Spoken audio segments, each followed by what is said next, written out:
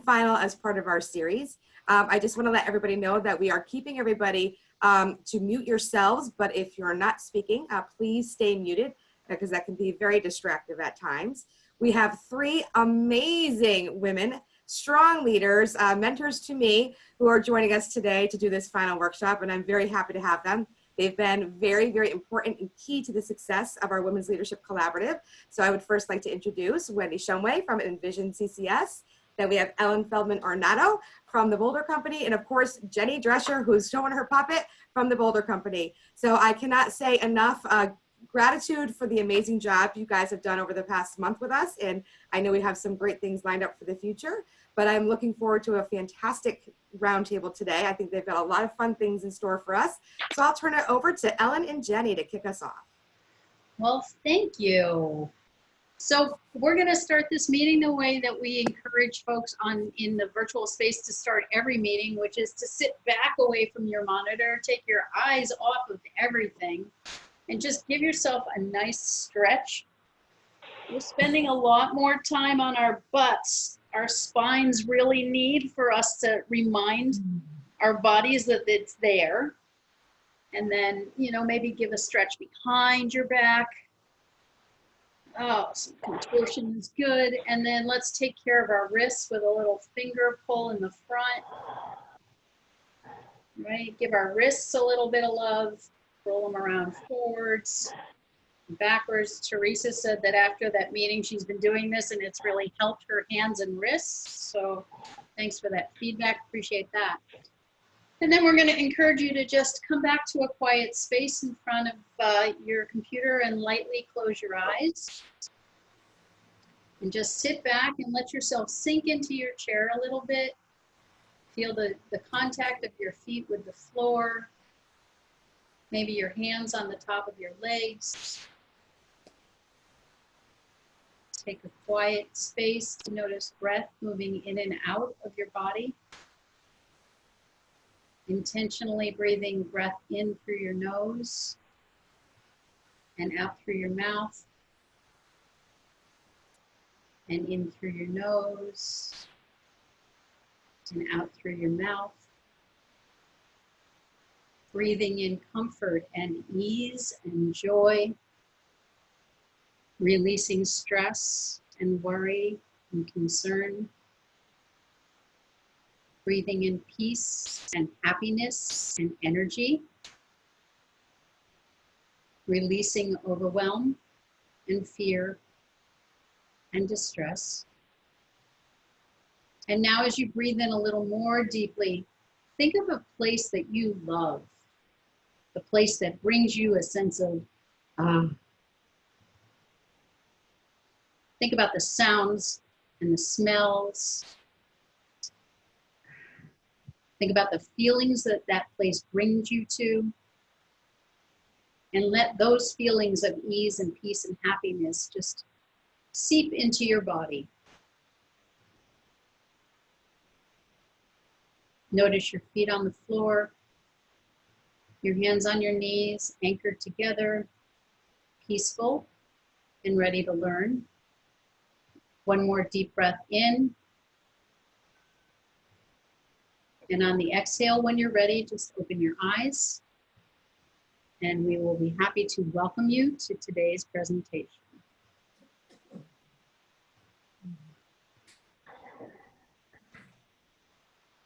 you go.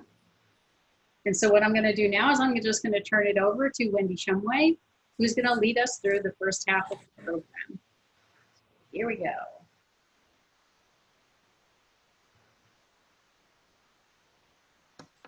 All right, thanks, Ellen.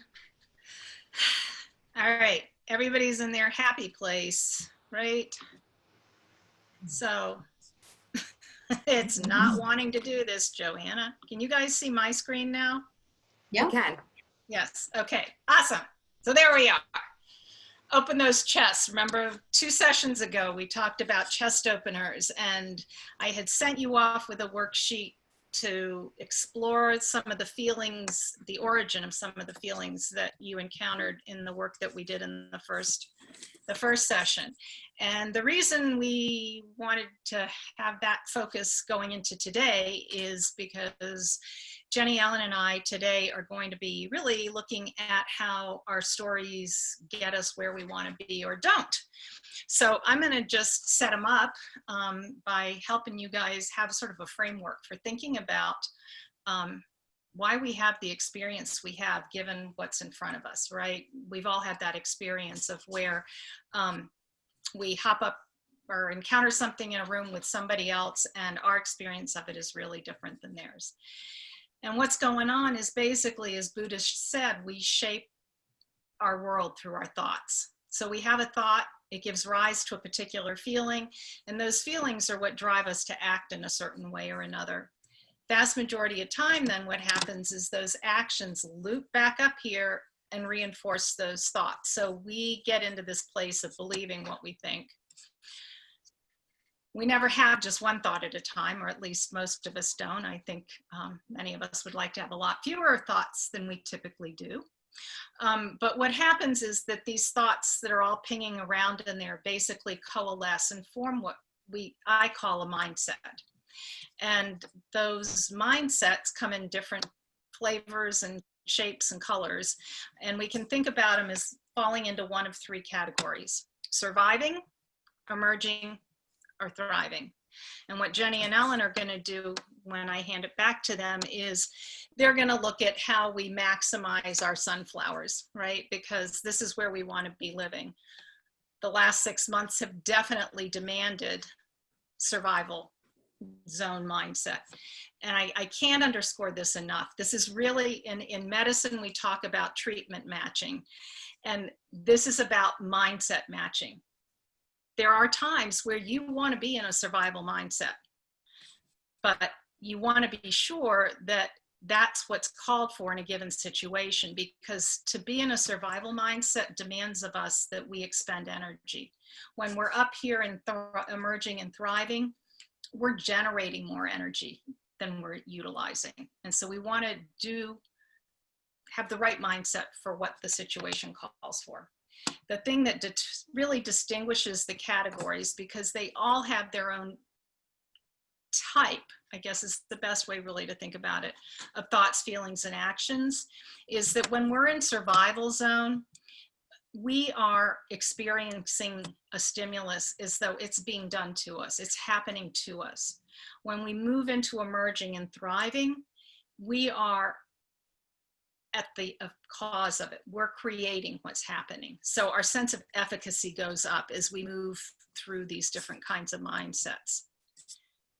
And I can't underscore this piece enough for you guys, that this is about neuroscience. When we're in survival zone, survival mindset, it's really being driven by our reptilian brain down here, the red, okay? The part of our brain that's creative, that can problem solve and put pieces together, that relates, is all up here in the thrive zone. And as you can see, there is no direct connection between here and here other than this area back here. And this part of the brain is involved in vision. And it makes total sense that if we're in survival zone, we're hypervigilant. I think all of us can relate to that and what we've been through in the last 6 months, that we all are a little more vigilant when we go out in the world. We're scanning our environment more, that kind of thing. So it makes sense that the one part of our cortical brain, our thinking brain, that the survival zone communicates with directly is that part. Otherwise, no direct access. So when we're in survival mindset, how good are we going to be at solving a problem? Not real effective, okay? So just understanding that what I'm going to show you next is a way for you to really manage your brain. It's going to give you the ability to have a framework to utilize so that you can shift once you realize that you're in a survival mindset, how to walk yourself up and out. And then Jenny and Ellen will talk with you about how to really make that part juicy. So here we are. All right, we had those three categories: surviving, emerging, and thriving. Within each category, there are different flavors, again, of mindset. think about it like glasses. They're going to color how you perceive what's in front of you. The ones in survival, I don't know how many people are aware. We hear about fight, flight all the time, but there really are two other dimensions connected to that part of our nervous system. And so it's fight, flight, freeze, or fold. In terms of sort of energetic movement and engagement, it really goes fold, freeze, flight, fight. So as we're expanding the lens out, there's more movement, there's more energy and play. The nature of the energy is going to change as we move through them as well. All right. So this is the overarching, and you can see that V widening out. Where our attention focuses as we move through them expands and widens so that we have the opportunity to take in more, to engage with more things, to find new and creative ways to put pieces together. So this was the sheet that I gave you in the first session. If you have it and you've done it, great. If not, what we did is we made a list of feelings that we've all experienced in the last few months with the pandemic and all the upheaval in the world. And you were tasked to go back and figure out, well, if I'm feeling overwhelmed, what am I thinking that leads me to feel that way? And the reason I wanted you to do that is so that you can start to pin down what your mindset is, guys. Haley and Johanna are working on getting these slides up in the on the website, so they will be available to you. You don't need to take notes or remember it all. I just want you to understand the framework and then how you can use it. So these, remember, we've got a thought, feeling. Last session with me, we talked about the body experience that goes with them, and then the kind of action or behavior that will fall out of those things. So if you're in lockdown, which I think probably everybody can identify with at some point in the last few months, that sense of having stuff happen to you, of being the victim of your experience, right? I can't, it's too much, is the kind of thinking, like, I just, no way. The feelings can be a continuum or a variety of things. There can be some hopelessness, it can be intense or just sort of nagging. Apathy, giving up, why bother? This is sort of the Eeyore zone. Experience in your body, no air in your tires, deflated, collapse, okay? So this is how it goes through with each of them. And what you can do is take the thought that you identified and figure out which lens were you wearing when you were looking at the situation of the pandemic, okay? Once you've pinpointed where you are, you can figure out, well, where do I want to be? And Jenny and Ellen are going to work with a story spine to help you kind of do that in a very concrete way. But it doesn't matter what it is. I mean, you can take anything, a relationship, an issue, you know, money, and walk yourself through how it looks if you put the lockdown lenses on, if you put the open lenses on. As you start to do this more and more, and your awareness of how you're thinking changes, you'll be amazed at the facility you develop with changing your experience in real time. Because you're like, oh, you know, I'm blaming Sammy for messing this up. The minute you've got blame in the mix, you know you're in lockout, okay? Oh, well, why am I looking at it that way? What would I need to think or believe to see it as Sammy doing the best and needing support? How would that change how I feel about Sammy in this moment? This framework is both a theoretical construct, but it's also a tool. And as you spend a little time looking at these different configurations and kinds of thoughts that you have, you'll start to see how you really want to live is dependent on which glasses you're going to wear. That's how you get there. And I wanted to just walk you through a concrete example before I pass it over. So change. Everybody has a different relationship with change, but just for you to see how this works.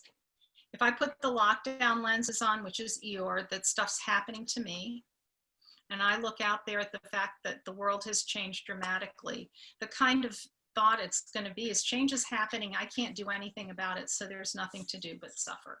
So how does that make you feel? What do you want to do? You certainly don't want to pick up Jenny's puppet and jump up and down and, you know, engage. You just want to crawl back under the covers. So then we put our lockup lenses on, which again, it's happening to me, but this is about fear and anxiety and the freeze state. And it's like, oh my gosh, I'm so scared. I don't know what to do, because if I go out, I may get it. But if I don't go out, I'm going to lose my mind. What do I do? What do I do? It's that kind of thing. Change your lenses, put lock in on. Now what do you get? Oh God, it's such a pain to go to the grocery store. I went to the grocery store this morning. It's such a flippin' production. It takes 4 times longer than it used to take to go to the grocery store, right? Why bother? We'll just eat cereal for another week. I don't care. I'm not going. Lockout now is about conflict. This is about right, wrong, good, bad, black and white thinking. This is the conflict. So now there's a little more in it, okay? Right? Put my lockout glasses on. Stupid people don't wear masks. What the is wrong with them? And you find yourself muttering. I'm going through the store and people are walking up in your face and you're like, oh yeah, you want to participate too. All right. I don't have a puppet, but I've got a cat. Yeah, so there's been a lot of lockout kind of thinking and energy going on. It's where judgment comes in and it binds us. We feel it in our tissue. You know, when Ellen had us stretching, I could feel myself letting go of all that tension from clutching the grocery cart. Because you are, you know, when you're out there now, you feel a threat. So all of those in survival mindset, yes, is a sense of being threatened somehow, okay? But then we practice the pause. We take that big breath that Ellen had us doing, and that settles the arousal in our nervous system. You actually are changing your physiology with that so that the carbon dioxide levels drop and you don't feel as anxious. And with that, you can move into that middle zone of your brain, which isn't directly up to the thinking brain, but there now is a pathway there. And with that, the unlock is like, okay, wait a minute. You know what? I have skills. I remember who I am. I can do this. So we start to rationalize here. Our thinking has a quality to it that isn't so absolutist. And when we think about change here, it's that, yeah, change is an inherent part of life, and I'll cope with it as best as I can. It's all any of us can do, right? Again, so not as draining as the survival zones, but definitely not. Jenny, before we got on the call, was talking about her new practice of gratitude in the morning that's like supercharged. And we definitely at Unlock aren't going to have supercharged thoughts yet, okay? But our attention now is a little more centered in ourselves, in our skin. We're not as jangly. And then open, we start to look out and we see other people, and we see other people struggling and suffering, and, you know, that didn't have power. And if anything came out of that whole debacle, it was recognizing how community can form out of adversity, but only if we put the lenses on to see each other.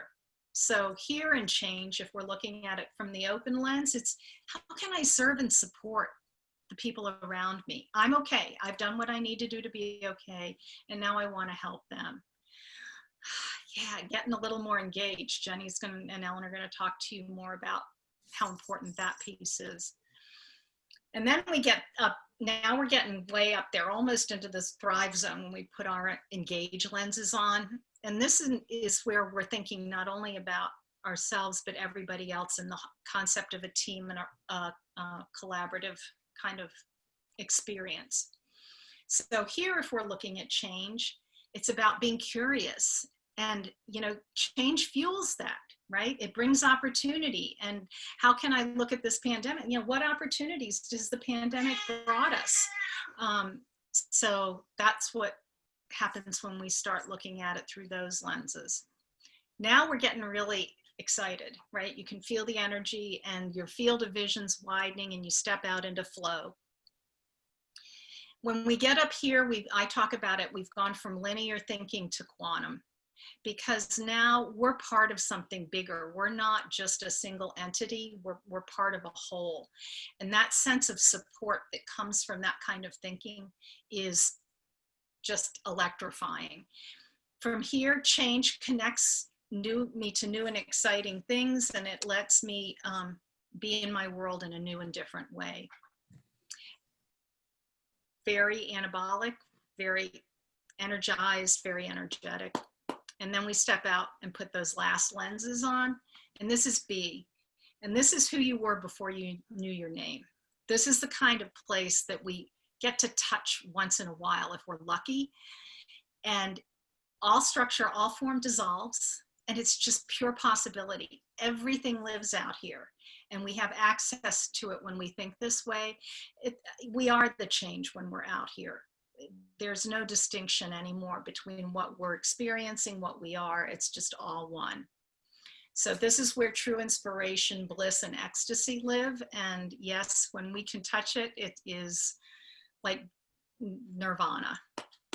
So that's what we got, guys. And this is how, you know, if you think about it, if you're stuck, you've got a thought, pull this sheet out and walk yourself through it. Let's look at it. Put each of those sets of glasses on and see how it changes. Nothing out in front of you is going to have changed, but your experience will, and your story about what's going on will. So I hope that sets you guys up in terms of your story spine, Jenny and Ellen. And yeah, happy to take any questions if anybody has them. That's a crash course in this. You can spend, but I guess the one thing I'll leave you with is that this is a practice. It's a discipline. And like anything else, the more you do it, the easier it gets. You know, when you first started yoga, you'd go to an hour class and you know, you'd feel pretty good, but not until the last 10 minutes. Mm-hmm. After you've done that for a while, you can do 20 minutes and feel as good as you did at the end of an hour. So don't believe everything you think. And if you don't like how you're feeling, change what you're thinking. Change the story. Write a new script. All right, over to you guys. So we use this kind of applause in the virtual learning because it's not overwhelming. Thank you, Wendy. Wow. I have a lot to think about with that, for sure. I was taking a ton of notes.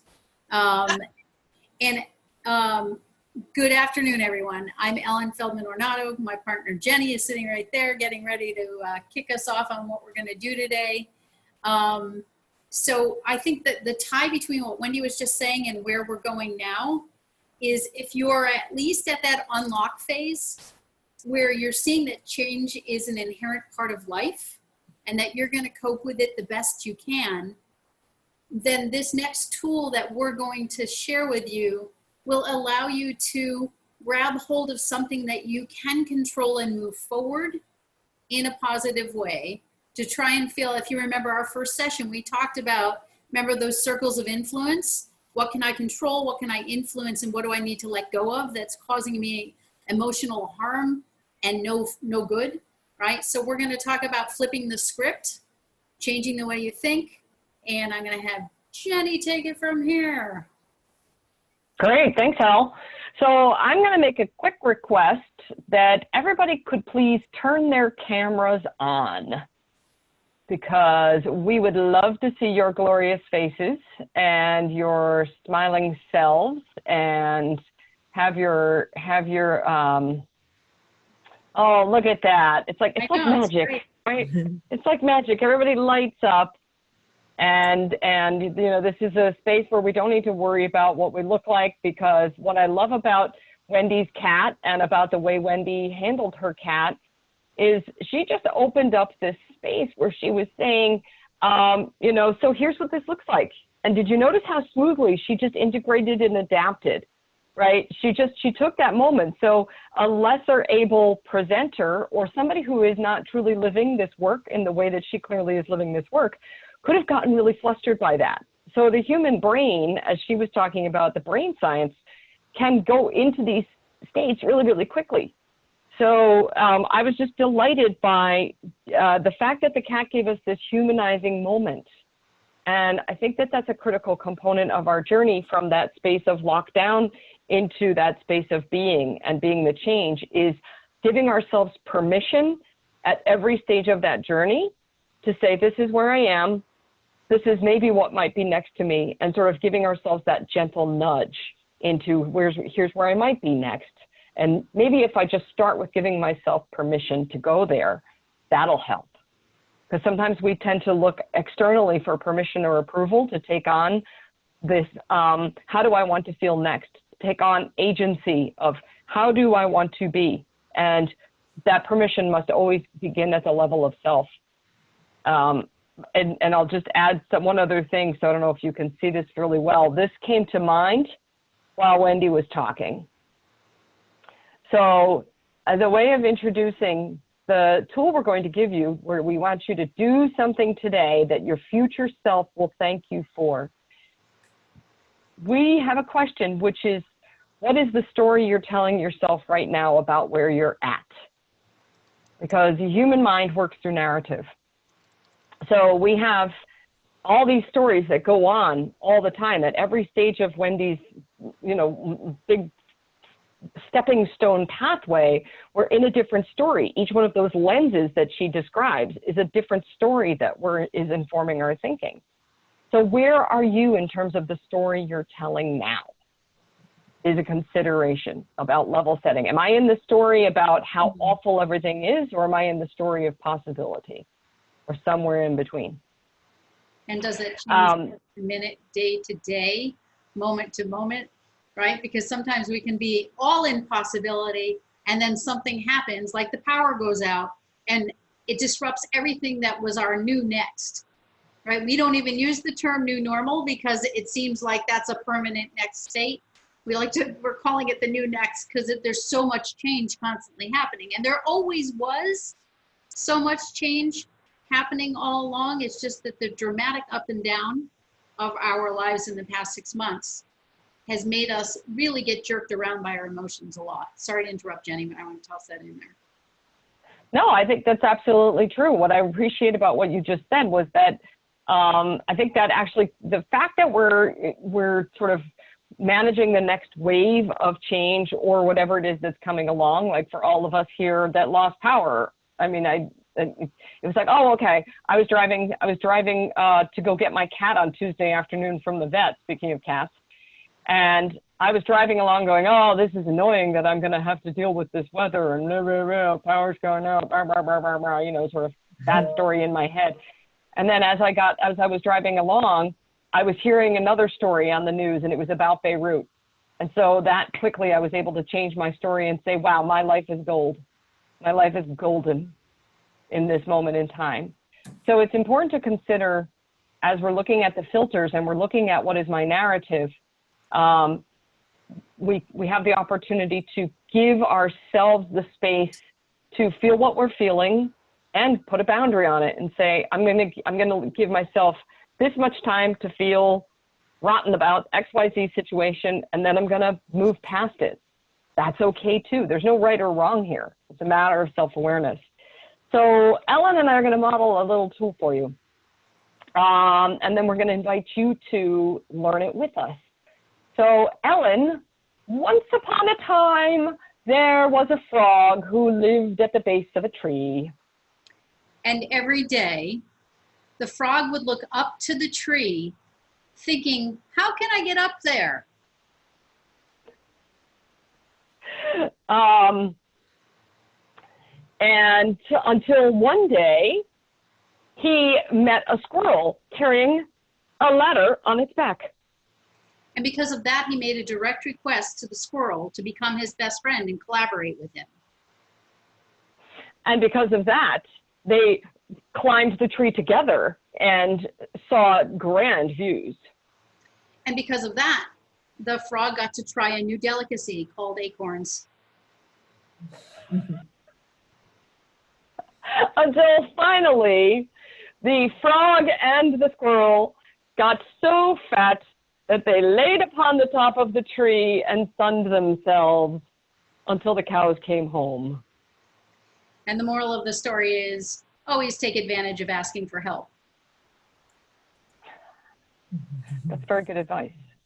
Let's start a new story. Do we want to get some help from other people? Do we need to put the framework up? Yeah, let's give them the framework. Let's All give right. them the framework, I'll sure. type it up. Why don't you talk a little bit about that and I will do it. Okay, so here's the tool we're going to give you. This is called the Story Spine. Those of you who have learned with us before, you know that we borrow from theater and improvisation, and that we use narrative as one of our teaching tools. The thing about the human mind is we can take advantage of its narrative ways. And we can do this by tuning into whatever story we want to tune into about ourselves. So I'm going to invite you now, if you don't have a lot of noise in your background and you would like to tell story with us, let's practice story. So unmute yourself if you're game to play a story game with us. And I know you want to do that, Joanna, and I know you want to do it, Wendy. I have to do it. So, yep, I I'm all can in. see it on your face. Yes. So raise your hand like this. Do this. Do this. Everybody put your hand up like this. Right? So now put your hand up. Everybody should put your hand up like this and do this. Wiggle your fingers. And now if you would like to just learn this tool with us in real time, keep your hand up. Excellent. Okay, so if you're going to learn this tool with us, you can go ahead and unmute. And I'm going to go ahead and start us a new story. And then Ellen has put the lines in the story. And you can see once upon a time. It's actually not once upon a day. It's once upon a time. And every day until one day. And because of that, and because of that, and because of that, until one day. And ever since then, and the moral of the story is, let's just like do a super easy story. There's no wrong answer in this story. So let's tell like a fairy tale or like a troll story or whatever it is that makes you happy. Wendy, why don't you start us off? Oh, once upon a time, there was a, oh my God, don't do this to me. My mind just went totally blank. Once upon a time, there was a troll who lived under a bridge and was very lonely. That was the perfect answer. All right, so now here's what I'm going to invite you to do. So now here begs the question, like, how do we know who's going to go next? All right, so cool. So if you are playing your game, hold your hand up like this so that whoever is going to be calling then we know who you can go next. So just keep your hand up if you're playing so we can call on you. Teresa, that's you. You're next. So troll underneath a bridge. And he was lonely, so he decided that he would find a cat to keep him company. Awesome. Joanna. And they ventured off into the woods to find some lunch. Lori. And when they were in the woods looking for their lunch, they came across a lost boy. Brittany. Am I supposed to say and because of that? Yep. And because of that, they were able to help him. Excellent. Excellent. Ellen. Yes. And because of that, he decided to start a school that was inclusive and had all trolls enrolled. And because of that, the community decided that they wanted to invest in him a lot because they thought it was an important part of their society. All right, keep your hands up so we know you're playing. There we go. And actually, for those of you not playing, you can go ahead and shut your camera off so that way we can see who's continuing to play, and then we'll just have the faces lit up of the people who are playing. So that's great. Your turn comes soon. Hey, everybody, take a quick pause. I put 2 versions of the handout for this into the chat. One is a PDF, the other is a Microsoft Word doc. Hopefully you're able to open one because we have an exercise coming up. Okay, go, sorry. All right, great, there we go. Now we can see everybody, okay. So, and because of that, we had the culture of the community wanted to include them. Wendy, what's the next line of our story? And because of that. And because of that, the implicit bias against trolls was dissolved.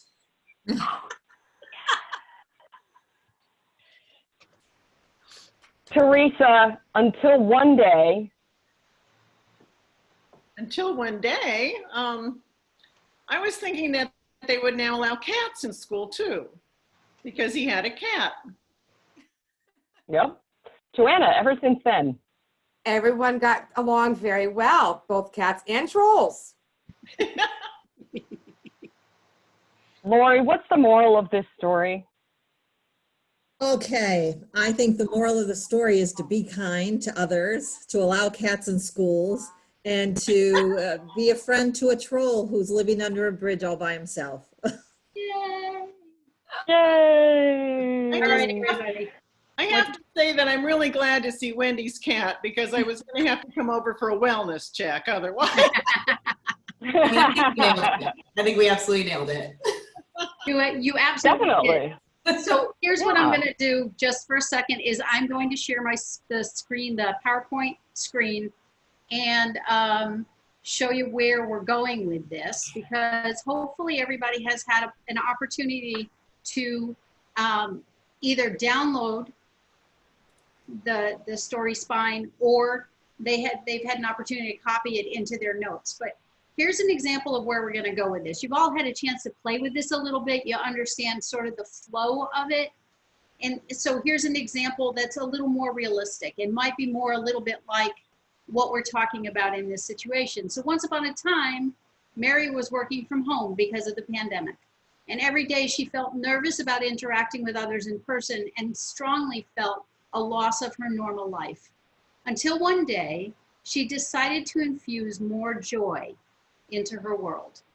And because of that, Mary spent some time thinking about drawing and journaling, things she'd done earlier in her life but had let go of. And because of that, Mary began journaling every morning, honing her writing skills and finding a release and a sense of pride in the process of that journaling. And because of that, Mary began each day with a renewed sense of hope, until finally she realized that it took very little time to change her emotional state. She also took up drawing in an online improv class just for fun. And ever since then, she's been sharing her success in finding personal joy and has launched an online writers group. And the moral of the story is you can choose to find joy and fun in every day through creativity or exercise or hobbies or online classes or being in nature. Just choose. Okay? So what we'd like you to do is to take this blank version of the story spine and write out your own version of it. So think about the once upon a time. It could be something related to the pandemic. It could be something else related to your life. And we want you to fill in the rest of this for yourself as completely as you can in the next couple minutes. But notice that we insisted that number 3, that until one day, is you making a decision to infuse more joy into your life. And think about, if you made that decision, what would your because of that be? And the next because of that, and the next because of that. And so we're going to leave this up for a couple of minutes, give you an opportunity to write your own story. And the next piece of this is that we are going to put you into groups to share those stories with others. So take a few minutes. You don't have to write a novel. A couple words in each one will do. All right? Feel free to even write a boring story. It doesn't have to be a perfect story. This is your story for you, about you. You're the only one that gets to live through it. You're in charge.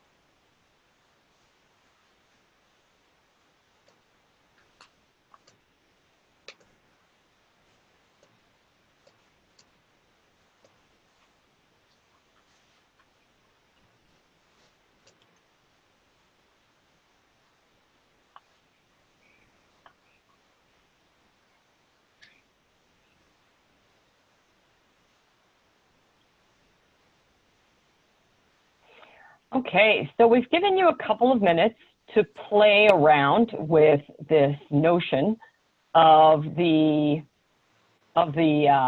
story spine and creating a narrative that you can grab onto and have some fun with.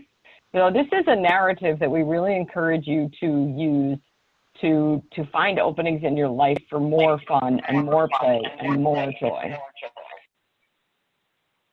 So I'm going to go ahead and I'm going to put you into breakout rooms, and you're going to have about 4 or 5 minutes to swap stories and share stories and cheer each other on and offer great ideas that, you know, will be positive, nourishing, encouraging, supportive feedback about your story spine. And Wendy, I saw your message. You're going to have to just pop back in here on the breakout room side. So that's all. So I'm going to go ahead. When you see, you'll see a timer on the wall, and you'll be able to go ahead and just pay attention to time, share the space. You're adults. You don't need us to break it down for you. You'll have shared time. So I'll move automatically through the magic of the interwebs.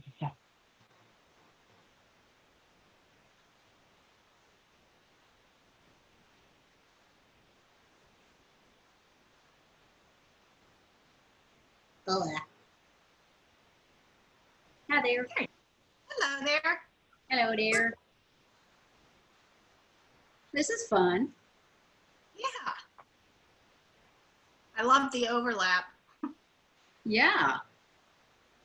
Yeah, this is sort of the whole conversation of, you know, you're writing your own story at any moment in time. Totally. Well, Yeah. and you know, the complexity too is that it's not about not having the other kinds of thoughts at the same time. It's about deciding which pair of glasses you're going to wear. It doesn't mean you don't have all 9 pairs sitting in your, you know, Right. hand. It's just which pair are you going to use as your dominant filter right now. So, Mm-hmm. yeah. So I don't know why I totally forgot to have the non-playing people shut their cameras off. I was having a moment of duh, but that's okay. That's okay. We're fine. Yeah. It's all good. It's all Yeah. good. Give you so much space in Zoom to screw up. It's great. And it's fun to see. Right. I mean, it's fun to be able to watch them at the same time. I mean, if you were in the physical space with them, you know, you wouldn't not be paying attention to them. So Right. it just makes it more complicated for you as the driver when you can't have all of the faces on one screen. That's the one frustrating thing about Zoom, I think, is that you can't have all the faces concurrently. Yeah. Yeah. When it exceeds a certain number, they wind up going to a second page kind of thing. Yeah. Yep. That's why we do, like, you know, what's very often we'll use that tactic of saying, you know, let's have some people share, everybody else turn off your camera. And then you really do get like a better view of just listening to the couple people who are talking, and then everybody turns their cameras back on, and it's, when you turn it off and turn it back on, it shuffles the deck too. So people come on in a different spot, which is helpful as well. Good to know. Yeah. Yeah. So thoughts about pulling it all together? Maybe ask them about their emotional state, like who noticed a shift in their emotional state from the start of the session to now, just to kind of, you know, put the focus on that shift that occurred because you were in the session is something that you can create with others or on your own. I don't know. I'd be curious to know if people, you know, if we've asked them, you know, so we've given them sort of the, you know, you gave them the filters from which they can look at some of this stuff. And then we've made a direct request of them to come up with a way to access joy and create a different narrative, like choose something to create more joy. So I'm kind of wondering if they'd be game to say, like, what, you know, what's something that you're going to try on? Right. Right? Because we've just given them a couple of different tools for that. So, you know, what are they going to come up with? And So I think Johanna also wanted this theoretically to be maybe the liftoff for those peer support groups. Mhm. So maybe seeding that with,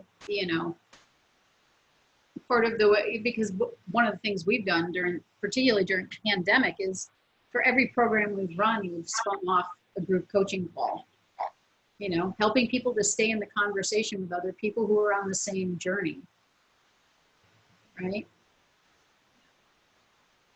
The beauty of the internet is you can find a community for everything right now. Very good. Yeah. Ellen, the message from Mike is that's the Anansi Writers Workshop thing that happens every week Oh, okay. at the World Stage. That's what that event is. Oh, okay. Oh, that's Mike. Yeah. It just says Mike. I thought it was the other Mike. Oh, well, because we're getting pinged by 2 different mics at the same time. So no, this is Mike. This is Mike from LA, Mike. Okay. So So maybe what we could do is just ask them what lens they think they're wearing now and what they're going to carry out to bring more joy. Yeah, and maybe what strategies do they have? Mhm. Who's looking for a strategy? Right? Who has a strategy? right. Yeah. Right. Because sharing resources. Yes. Yep. Yep. Yep. I love your background, Sandra. Well, I think I you're want to go there. there. My family used to have a summer house. Don't kick us out of the room. Nice. No, which we no Nice. longer have, so I'm very sad about it. Mm, But I I have feel that memories way and about- pictures until I go back. I'm gonna rent a house next year, I think. So nice. yeah. So were your ears ringing? We were talking about you. Wendy and Ellen and I, we were talking about all of you while you were out of the room. Were your ears ringing? So we were wondering, curiosity, so we've all got cats, so the curious cats here in our homes are all wanting to know, what did you guys come up with? We want to know, what kind of stuff did you come up with to access more joy? Like for me, I'll just share, like for me, it's hiking. Somewhere back in the pandemic, I decided I'm going to start hiking every single weekend. And that's just been sort of a goal, and I'm getting fun and creative with it. And I've been able to reach out to a friend nearby because that's a pandemically safe activity. And so we're doing walking every weekend. So I'm getting support and accountability for my own joy, accountability for being in nature. So these are the kind of things that we invite you to take on in whatever your joy quest is. So what did you come up with? What are you going to try for? In your story, you may have come up with something that you're going to give a whirl to. What were some of these things? Lisa, I just saw you unmute. Yeah, I'll say less screen time. Like, so I find that when I am done with work, I lose my phone and that's it. Yep. So I would even reframe that as like putting boundaries around, like that's a good thing that you can aim for, right? Is less screen time, more healthy boundaries around screen time. Love that. What else? What else did anybody come up with for a way to infuse more joy? I found that the pandemic has brought more work-life balance, a better work-life balance in being able to, Joanna's going, really? Because I'm accountable to my family when I'm working at home. And so, they will tell me, it's time to stop. And so that's been really fabulous, and being able to, connect more with them and being okay with going, okay, I've done all I can for the day, and that's just going to have to be enough. Mm-hmm. Nice. So in both of these examples, those are also really clear narratives, right? Once upon a time, there was a woman who worked too hard and didn't necessarily have a lot of boundaries around her screen time, or on the other side, Lori, like maybe didn't spend as much time with her family as she wanted to. And because of that, or until one day, the need became clear by virtue of getting to the end of the day and being really tired and noticing her eyeballs were falling out of her head. Has anybody else ever felt like that? Like, yeah. Yes. Zoom freezes the seating. You're right, exactly. And because of that, she opted for a different choice. And because of that, she altered her schedule. And because of that, she made more time for rest and relaxation or time with family. And ever since then, right, you're starting to see how the narrative of choosing something nutritive can come together right around just one simple idea. And Who else can share something that they're, yeah, what I was going to add was when in that third sentence, when you decide to try on joy, think about the specific frame of something towards and less about away, right? So head towards creating more intentional time at 5 o'clock and afterwards for family, right? Towards creating boundaries around screen time, because the towards has a forward motion to it. When I say I'm going to stop doing this, that has less of a forward motion because it feels more like me making rules, right? So I just want to encourage you as you start working through your own story spines, or you're working through your own thought process about what do I want to do next? What am I going towards? And if you notice yourself doing a lot of away froms, you know, sometimes it's helpful to do a pros and cons list. And what are the pros? Okay, so I'm moving towards this. It's much more energizing to think about what I'm heading towards, right? So can I just piggyback on all that too? Oh, yeah, and just of course. that, the thing I love about the story spine and the way I see you guys could intersect with what I was sharing is that, I mean, Ellen and Jenny are these improv queens, and so they're boom, boom, boom, boom, boom, and their pacing is really rapid. Take that breath when you're doing this and let there be space to really think about and look at when you write out, and so she did X, which lens was that? And is it as expanded as you want it? You know, and that's going to help you go after what Ellen's talking about, that if it's starting to contract, like Jenny, I loved what you did with the screen time and boundaries. Like it's exactly the same goal, but the frame around it, the thinking about it was one of action and efficacy rather than something that you, like you're saying, you had to pull away from, that you're contracting down, that there's almost, I shouldn't pick up that phone. If there's a not in there, it's going to move you closer into survival rather than thriving. So it's a way to practice how you're thinking.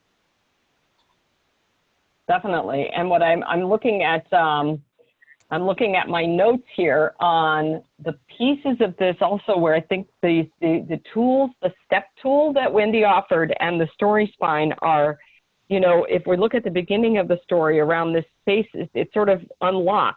I have in my notes that I start to open up myself at the level of myself. Mm-hmm. Right? That's also that permission thing. That space, that one step right there is where we can say, oh, okay, what is the story I'm currently in? And if I recognize emotionally and physically through the somatic experience and through the cognitive experience, those different lenses, what is the story I'm currently telling? And we created, there's an opening right there, right? So the step between unlock and open is looking towards it, looking forward into what's next. And I would also add, the thing that came up for me as another intersection is, who's in that story? Who am I being in that story, and who is with me in that story? Right? So we had Lori talking about her family. We had Sandra offering up more time with her pup to go walking and walk about.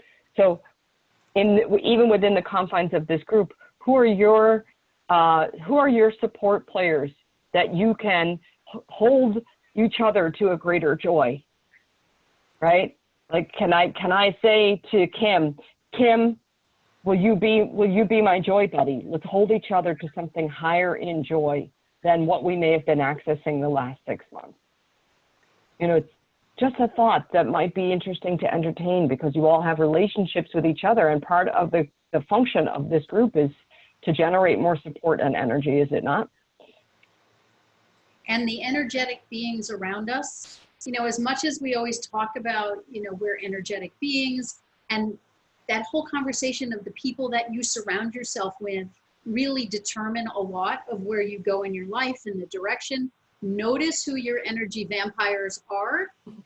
And in that world of setting boundaries, particularly now when everybody's feeling more like a pincushion, or lots of people are, notice how much time you're spending where you notice your energy is less after you interact with them. And to the extent that you can, create boundaries so that you're energetically balanced with people who are adding joy and who are creating joy with you, right? We are only one phone call away from everybody on this screen. We guarantee we can give each other what we need if we want to. And Wendy's always there, and we're here, right? So this thought of how can this WLC become a community of not just work-related stuff, but lifting and encouraging each other to find our whole people, because our whole people will lift the whole organization up and elevate all of us, right? All right, we have a few more minutes. Any questions for any of us? Or what questions do you have for any of us? Great point, Ellen. That was lovely what you said. Thank you.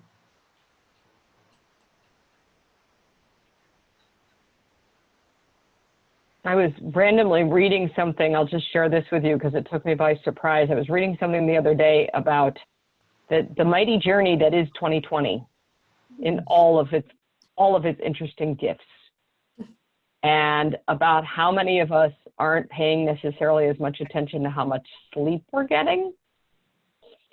And I thought, wow, that's a good one to pay attention to as well. And so the level of sleep that we're getting and our amount of rest has a lot to do with how much at choice we feel.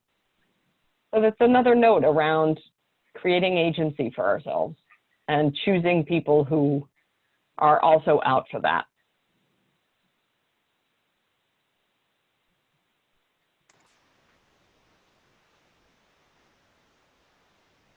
It's a quiet group, gals.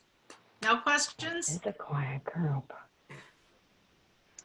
Well, hopefully we've given you some tools between that wonderful flow that Wendy shared with you and the tool that we gave you. You have, and if you've been at all 3 sessions, you should have a couple of tools in your tool belt.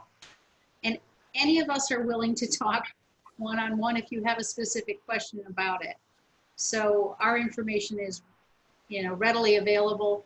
And I guess we just encourage you to think about how we can support each other.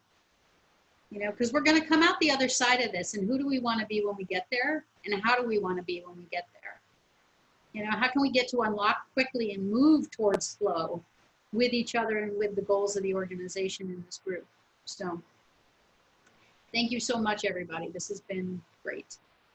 Thank you. Thank you guys for coming. Thank you everyone for joining. We'll do the shake hand. Thank you guys. Thank you. Thank you. Bye. Thank you. Thanks. All right, you 3 want to stay on a minute? Sure. Sure.